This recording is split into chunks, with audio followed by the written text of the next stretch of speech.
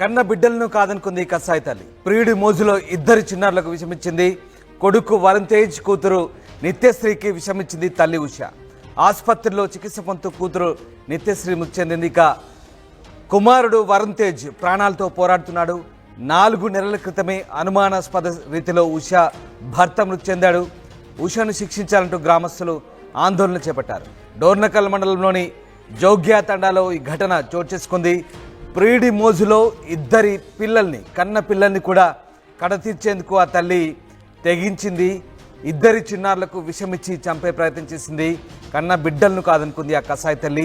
కొడుకు వరుణ్ తేజ్, కూతురు నిత్యశ్రీకి ఇద్దరికి కూడా ఆ తల్లి విషమిచ్చింది.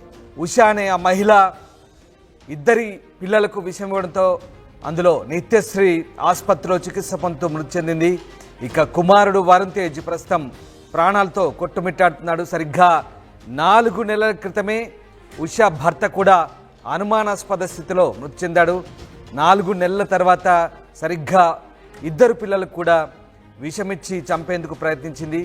ఈ నేపథ్యంలో ఆమెను శిక్షించాలంటూ గ్రామస్తులు పెద్ద ఎత్తున ఆందోళన చేశారు. డోర్నకల్ మండలంలోని జోగ్యా తండాలో ఈ ఘటన జరిగింది.